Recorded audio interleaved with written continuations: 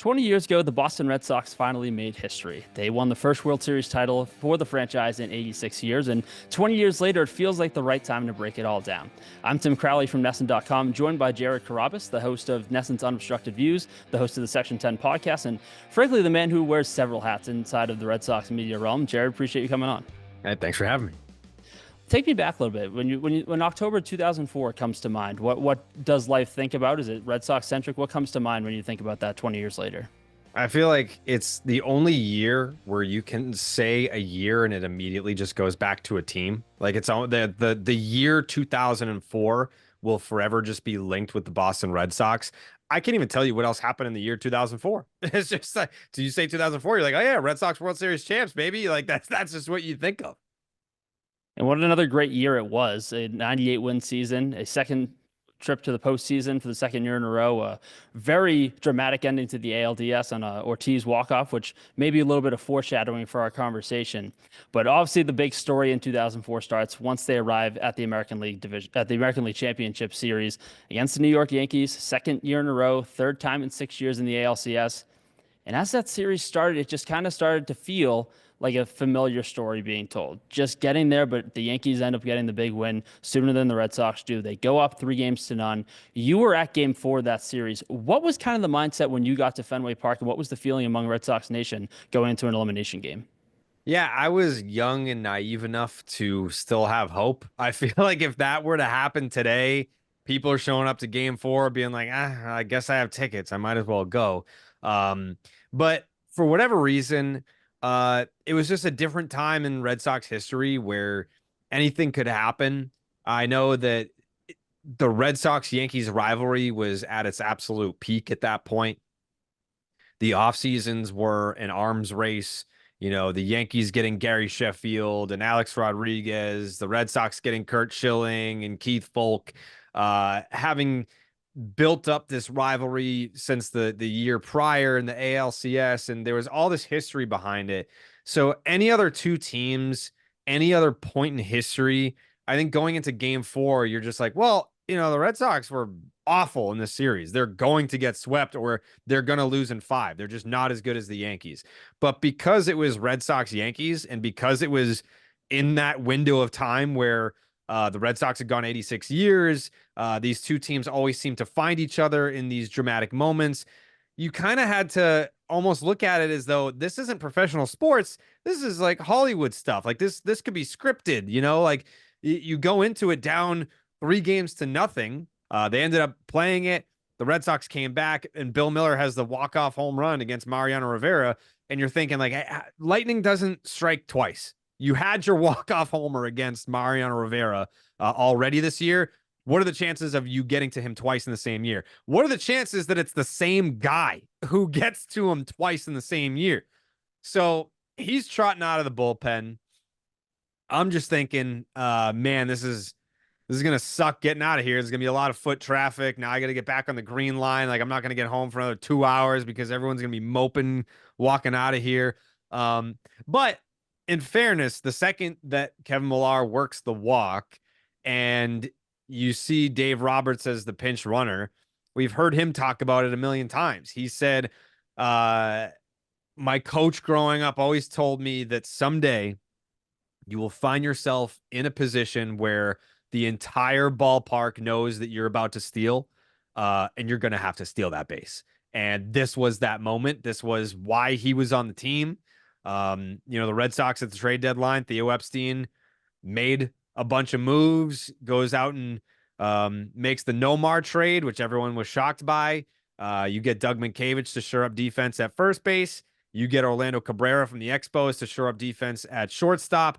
And one of the forgotten about moves at the time was the Red Sox going out and getting Dave Roberts. Maybe one of the most important trades in the history of Boston sports was going out and trading for a pinch runner, essentially. So Roberts is on first. And I think everyone looks back and they remember the stolen base. They don't remember that Mariano Rivera threw over like 3 times. And on that, this was like back before the rule that you could only pick off a certain amount of times. Like Mariano Rivera threw over a 3rd time and almost picked off Dave Roberts. His lead was huge. Everyone knew he was going. He wasn't bluffing. We were just waiting for the opportunity for him to go.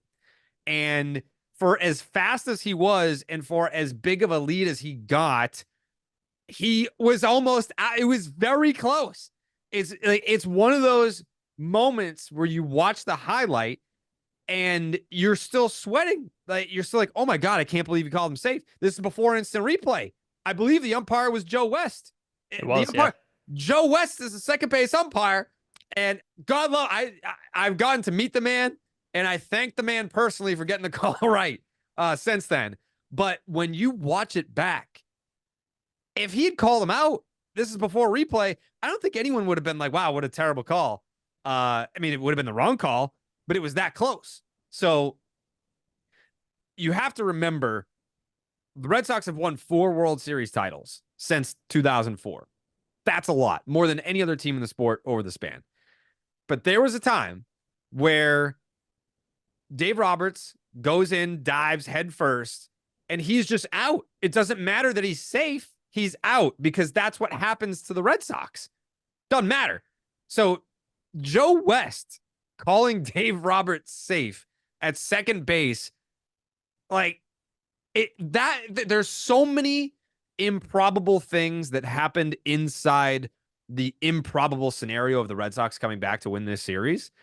It started with that. First of all, just Kevin Millar getting on base because, love me some Uncle Kevin, but he was a free swinger. He was, and he had every right to be. Like, this is a dude that the year before Game 7, Yankee Stadium, he takes Roger Clemens deep. He can go deep against some good pitchers. So, but he was patient up there. He worked the walk. That's improbability number 1. Getting on base against Mariano Rivera in the 9th inning of a playoff game. Having Dave Roberts steal the base, have it be that close, being called safe, and getting the call right. Like, having Bill Miller come to the plate, batting champion a year before, hit 326 to lead the American League in 2003. Already has the walk-off home run against Rivera back on July 24th. Base hit, up the middle. Roberts will come to the plate. A throw by Williams. Bill Miller has tied it. Game tied. And Dave Roberts doing the little flippy-do after he scores. He does like a full 360 at home plate. Like, people ask me, because I was at the game. People ask, what was it like? What was the environment like? And when I think back to that game, the one thing that I can still hear is the fans banging on the padding along the right field and left field lines. Like, it was just boom, boom, boom, boom. And that never happens anymore. Like, I mean, you go back and look at some of these big Red Sox postseason moments, 07, 18, 13, 21. That is just, you will never have that kind of collection of Red Sox fans who are dying for a championship, dying to win, dying to beat the Yankees, ready to explode after losing in 03. Like, they're fed up, they're angry, and they're just waiting for like that one victory, that one. Now we're looking for number 5, but at the time it was like, I just want to live to see 1. I just want to beat the Yankees. It would be nice just to beat the Yankees and get to the World Series. So the environment at Fenway on that night, October 17th, 2004, I don't think we'll ever see it again. It was just a whirlwind of circumstances all stacked up on top of each other that culminated in one of, if in my opinion, outside of Game 6 of the 75 World Series, I think it's the best game ever played at Fenway Park. And that, obviously, that whole sequence of the 9th inning that felt as improbable as you just talked about lays the scene for what the story becomes the next 2 nights. And that's the rise of David Ortiz that becomes the most clutch hitter in Red Sox history. Has the walk-off in the 12th inning, keeps hitting the next night, has the RBI single in the 1st. He hits a home run in the 8th. He walks off in the 14th. Was it talked about in real time, or did it feel like in real time, like how crazy it was to watch one hitter come up in the clutch time after time after time in that short of a span? Yes, it was talked about in real time. I think at the time people were talking about like, well, he can't keep doing this every night. I believe up until Game 7, Johnny Damon hadn't driven in a run yet that series. Like his grand slam was the first time he had driven in a run all series. And then I'm pretty sure, correct me if I'm wrong, I don't think Manny Ramirez had an RBI in the series. Yeah, and that was the big thing, right? Because Damon gets thrown out in the first inning of Game 7. Yes. That would have been it. The Yep. crowd starts to go at Yankee Stadium, and what a sequence that had been even once they got back to New York, and how hard it was to go win two straight there. But Kurt Schilling steps up, and it's the bloody sock game, and gutting through the start that the Red Sox got him for, and all the right calls that go their way with the Bellhorn home run. And the A-Rod slapping the ball out of Bronson Arroyo's glove, all that starts. The Yankees start to get some momentum back when Damon gets thrown out, and then it circles right back to Ortiz, right, with that home run the next pitch. Yeah. I mean, it was crazy. It's just if you didn't live through it, I feel bad because it's never gonna be like that again. And again, like I said, it was improbable thing on top of improbable thing. It wasn't just like I feel like when we go back and talk about 2004, it's always like, yeah, they were down 0-3 and they came back and won. It's like, yes, but so many improbable things happened inside of that. Like game 5, the Tony Clark in ground rule double that skips up into the stands. I believe it was Ruben Sierra was running. And ball skips up into the stands. I believe it was Keith Folk that was pitching in the 8th, and runner has to stop at 3rd. Folky gets out of it. Game rolls on. And what happens to the Red Sox in like 1986? Like that ball stays in the park and the run scores and the Red Sox lose. Like that's just what happens. Or Roberts gets called out. Red Sox lose. That's just what used to happen. And it was just like, wait a second. Things are going our way. Like we just got our asses kicked 19-8. And now things are starting to go our way. Things that very easily could have gone the other way. Like an inch and that ball stays in the yard and a run scores in game 5. Then in game 6, I know Joe Torre's talked about it. They never bunted with Kurt Schilling on the mound. They never tested him. I get that that's kind of like shady business to, the guy has his tendon sutured to the bone and it's a procedure he just did.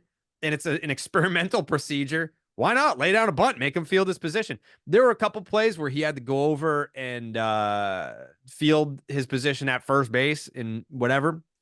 So it's like, it's not like he wasn't tested, but making him kind of like charge in, bend down, get down there and field a bunt. They never even tried it. The Mark Bellhorn home run, no replay back then. The ball hits some dude in the chest in the front row and hops back onto the field. It was originally ruled a double. And then the umpires got together like, no, that's a home run. I believe that was Joe West again. That was like, yeah, that's a home run. Like that type of stuff didn't happen to anyone. Never mind the Red Sox. The Red Sox had the worst luck. And before replay, that stuff didn't like that just wouldn't get reversed. It just wouldn't. And then in game 7, yeah, you mentioned like Damon gets thrown out at home plate in the first inning. Crowd is rocking. Like Yankee Stadium is like, man, I fell for it. The Red Sox at the time, first team to even force a game 7 after being down 3-0. And the Yankee fans are thinking like, oh, okay. All right. Like it's Yankee Stadium. It's game 7. Like, obviously we're going to win. Like, thanks for the jump scare that, you forced the game 7, but we've got this. And then Poppy comes up, bam. It's a rocket to right, home run. Red Sox take the lead. And they don't look back. Like that was, I remember in real time thinking, please God, I can't do a close game tonight. Like if the Red Sox are going to win, if you're going to let us win this one, game 7, please, for the sake of my heart, let it be a blowout. I can't, if it was like 2-1 Red Sox in the 9th inning, Yankee Stadium just going ballistic, I couldn't handle it. I don't know. I don't know that my heart would have been able to withstand the anxiety of that moment. And I was watching at home on my couch. So yeah, and it was just like, I mean, I really feel bad for the people that didn't get to live it in real time because there was nothing like it. There will never be anything like it. It was historic. It's unprecedented. It's still talked about. That's the focus of 2004. It feels like whenever this topic comes back up, but you had to get the last one to do it. And when the World Series finished the job, Joe Castiglione, pun intended, called it getting the Cardinal win.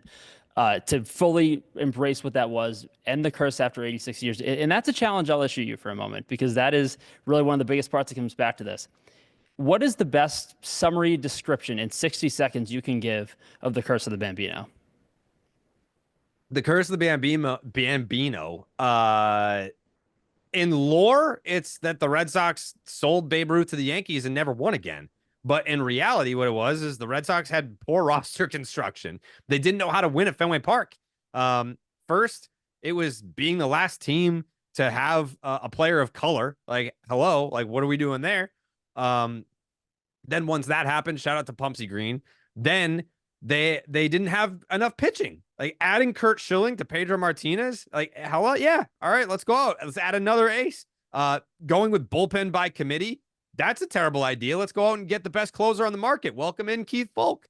Not being able to have guys that could hit at Fenway Park. Like sure, you had your guys here and there, like Wade Boggs, Mo Vaughn, your lefties that could hit well at Fenway. But it's almost like they just stacked up on right-handed hitters because they were like, oh, like the Green Monster's right there. Let's just have a bunch of power righties. How about a lefty that knows how to hit at Fenway Park? Let's bring that guy back. David Ortiz, like, let's go. So I think, I understand what the mythology of the Curse of the Bambino was. That's perfect. You hit it 60 seconds, like pretty much on the spot there. Oh, there you go. Yeah, it works perfectly. Yeah. And that's what starts, right? Like that's what it was all about to end it. It was the Yankee game felt like a World Series. Players games, the Yankees series felt like a World Series, and players talked about that. To get there and finish the World Series against a team that should have been that really should be respected in such in history. The Cardinals won 105 games. They were battle tested from a 7-game series themselves before. To do that against them and run through the series the way they did, a hectic game one, back and forth, errors all over the place, and then eventually just do enough with the Bellhorn home run before starting pitching and Schilling and Pedro and Lowe lead you there the rest of the way. Did it feel kind of weird given how Red Sox history went that arguably the most important championship in history, not to say it felt easy, but went in the fashion that it did? I think we were all still in shock from what happened in the Yankee series. I think it was almost like we needed a breather. We almost needed a timeout. Where it was like, all right, yeah, Red Sox came back and from down 3-0 against the Yankees, and they blew them out in Game 7. Like, I need a week off after that. I need to emotionally recover from that. And then they were like, all right, we're starting the World Series. Like, wait, we're not ready. But I mean, the Red Sox were ready. It was a very sloppy Game 1. So it was 11-9 in Game 1 with I think there was like 4 errors or something like that. So it almost was like, yes, it was easy because they swept, but that first game kind of set the tone of, you can still lose this. You're an imperfect team. You're not like these world beaters. But then, I feel like from that point forward, like the Cardinals never had a lead in the World Series. They never had a lead, never mind, never won a game. It felt dominant at times. And then towards the end, you just knew it was undeniable. Of course, the thought crosses your mind going into Game 4, though, in St. Louis, where it's like, how could the baseball gods be even like, how could they top the cruelty from 2003, Aaron Boone? Oh, we'll make the Red Sox the first team ever to come back from being down 3-0, and then we'll make them the second team to lose after being up 3-0. That's what we'll do. Obviously, that thought crept into my head. Like that's what it was back then. That's what I was used to. That's what I had been told from my parents and their parents. Like, expect heartbreak. You have to be prepared, and you're naive if you don't expect it. So yeah, that thought crossed my mind going into Game 4. But Trot Nixon with the bases loaded, double on a 3-0 pitch, right off the wall, almost missed a grand slam. And that's all she wrote. Like, that was it. Like, it was just kind of like, all right, like the World Series was a formality. It was a nice reward for all the the mental hardship that we had endured in the ALCS the last 2 years against the Yankees. It's like, all right, you slayed the dragon. Here's the reward for that. It's a nice, easy, unchallenged World Series title. Because let's face it, beating the Yankees was the World Series. Like that was it. That was their World Series in 2003. They didn't cap it off with the ring against the Marlins, but it certainly was the Red Sox World Series in 04, and they just kind of went through the motions and won a ring after that in St. Louis.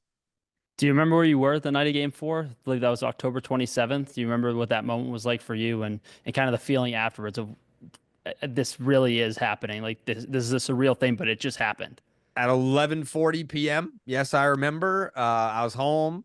I was with my parents, and yeah, I mean, like I feel like in a weird way, uh, like 04, like my peak excitement was like beating the Yankees. It was like, I Yeah. can't believe that we did this. Like I wasn't ready to process the next thing after that. It's like once you're a dog chasing the car, what do you do when you get the car? Like I feel like I caught the car after winning the ALCS and I didn't know how to process winning the World Series. So for me, it was almost like, yes, I am so happy. I'm so excited, but I was a sophomore in high school and I was very self-aware.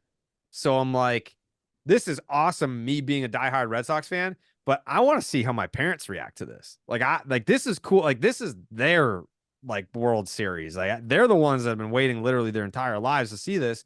So yes, I'm happy for me as a diehard Red Sox fan. All I care about is Red Sox baseball.